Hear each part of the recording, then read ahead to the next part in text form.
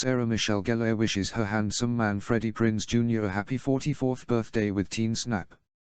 Golden Globe nominee Sarah Michelle Gellar publicly wished her husband of 17 years, Freddie Prinze Jr., a happy 44th birthday on Sunday by sharing a retro snap. A very long time ago, on this very day, this handsome man was born. The Long Island-born 42-year-old, who boasts 4.8 million social media followers, gushed. "I am extremely happy about that, although I doubt he's happy that I still have this high school picture. Happy birthday at Real Freddie Prinze." Sarah and her silver fox originally met on the Sonoma County set of Jim Gillespie's teen slasher I Know What You Did Last Summer back in 1997. The Sony Pictures horror flick amassed $125.2 million at the box office and spawned 2 sequels despite a dismal 42% Rotten Tomatoes rating. "We appreciate the perspective from the outside, but when you're in a relationship, you just try to be in the moment. We don't analyze it," Freddie told People last month. "It's our marriage and we just try to stay in the moment." The acting couple maintain strict rules about cell phone use for themselves as well as their son Rocky James, 7, and daughter Charlotte Grace, 10. "Our kids don't have phones, that's a grown-up rule," Gellar noted. "We have a no-phone rule at the dinner table. It's about making sure that eye contact is made and that conversations are had." Granddad who had stroke in Bangkok apartment survived off tap water diet for 8 days. A granddad who got trapped alone inside his holiday apartment in Thailand survived off a diet of just tap water for 8 days as he prayed someone would come to his rescue. Scottish 64-year-old Bill Fairbairn was struck down by a stroke while he was staying in Bangkok and lay on the ground for days unable to get up to seek help. He had left his home in Dunbar on January 16 to explore Thailand by himself for around 2 months. But just over a month into his trip, disaster struck. His family back home grew extremely concerned for his well-being as they were unable to get in contact with him. Bill's daughter Fiona sparked a frantic online search for her missing dad, reports the Daily Record. Scott's dad drank sink water to survive and lay for days after stroke in Thailand as family crowdfund to bring him home. A Scottish dad was left lying in his apartment for days and forced to drink sink water to survive after suffering a stroke while on holiday in Thailand. Bill, 64, from Dunbar, sparked a desperate search online after he failed to get back in touch with family while abroad last month. But they were left horrified after discovering he had suffered a stroke in his apartment and been left alone for 8 days. Daughter Fiona Gunn, 31, from Glasgow, told the Scottish Sun, "He was out in Thailand on holiday and when he's away he usually texts my auntie, his sister, every day. Then on the 22nd, he stopped texting altogether. We sent him emails and WhatsApp messages but the messages weren't being delivered and we were getting no response to anything, so we knew something wasn't quite right.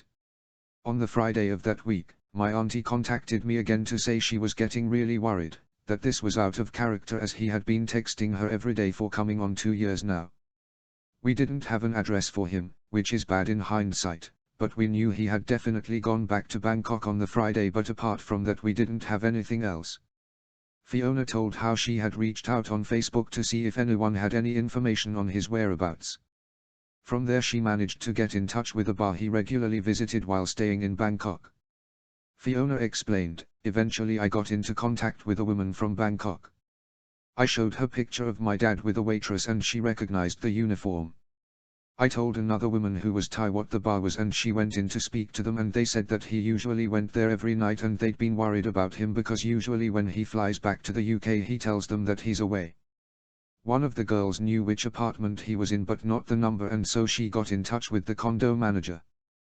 The manager was really upset because she had been there on the Monday and knocked the door for cleaning and had what she thought was him talking to friends, but it actually must have been him calling for help because he had a stroke. The manager managed to open the door enough to see he was lying on the floor. They managed to break the door down."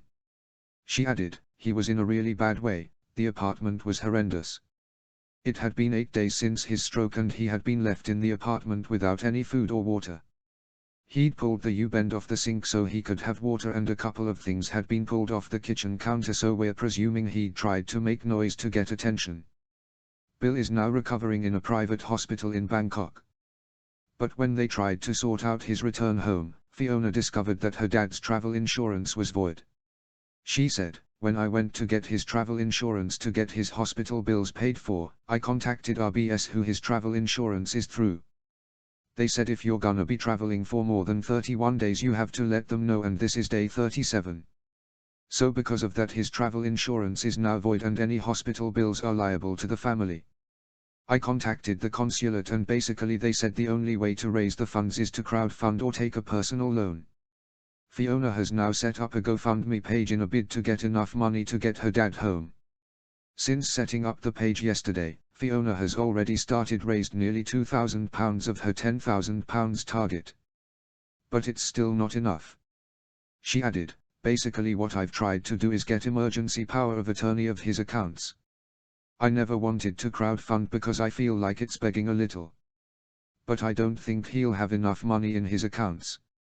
I've still got £3,000 to £4,000 in hospital bills to pay, the flight is £29,000, I was hoping if I could crowdfund £10,000, he would have some money, then between me and his sister we could raise the funds.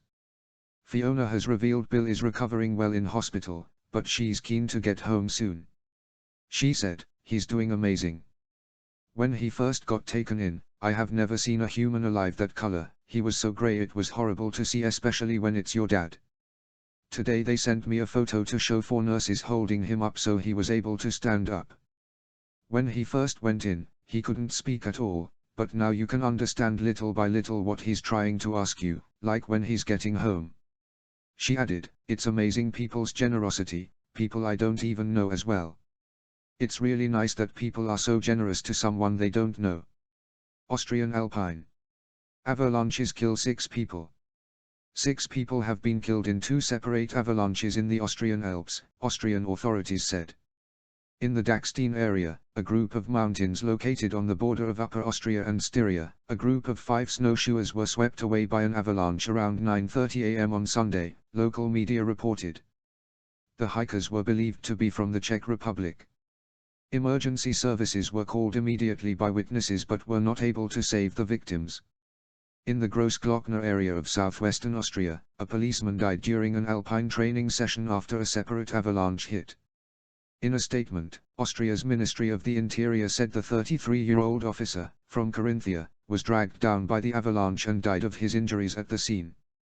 Austria's Interior Minister, Karl Nehammer, said, "The death of a young employee is a severe blow, especially in such tragic circumstances for both the family and for the closest colleagues. I express my deepest sympathy for the family and assure them of my full support. Thousands of police officers carry out dangerous tasks for our democratic coexistence every day. Let us take this tragic accident as an opportunity to visualize the dangers associated with the police service," he added. The Austrian Alps are prone to avalanches, especially with climate change leading to heat waves, melting glacier and permafrost degradation. In December last year, a skier survived after being trapped in snow by an avalanche for 5 hours, in the northwestern area of Upper Styria. Austria avalanche, 6 die in 2 separate incidents. Avalanches have killed 6 people in Austria in 2 separate incidents, police say. At least 5 people were swept away on Sunday morning by a large avalanche on a mountain in Upper Austria.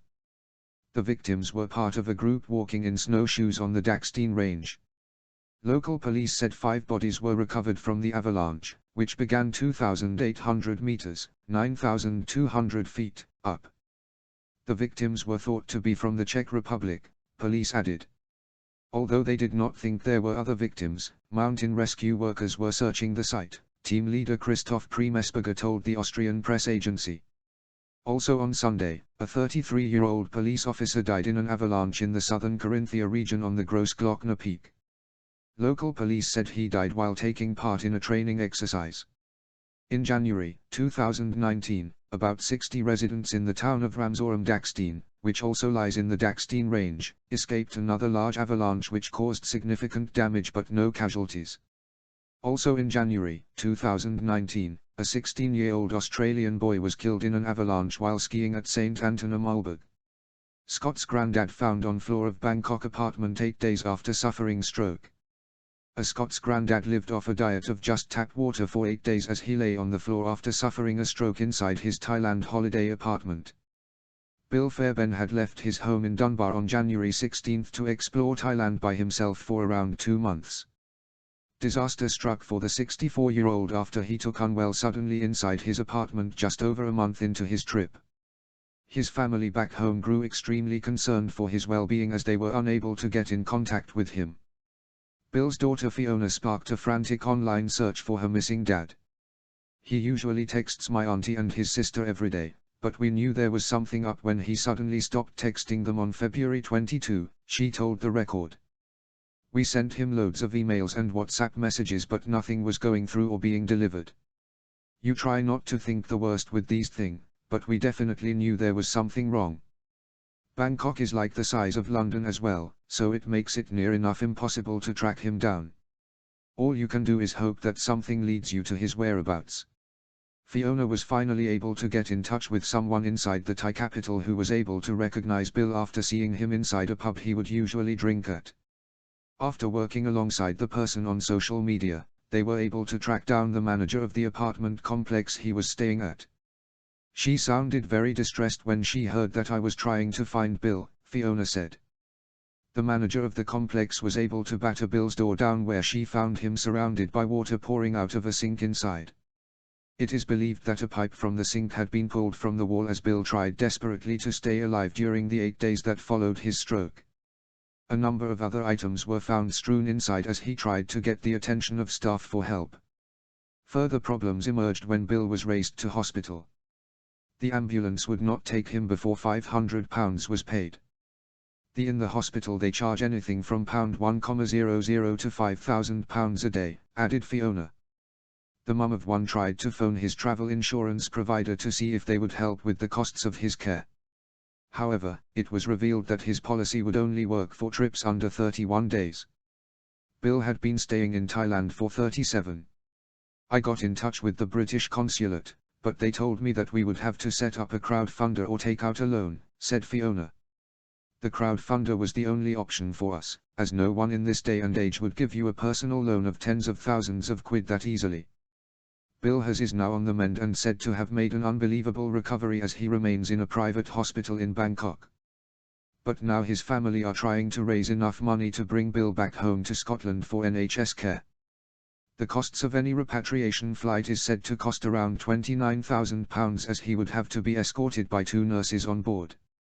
Fiona wrote on the GoFundMe page, "I have nowhere else to turn now as he needs to be home in Scotland recover than a non-English speaking Bangkok hospital."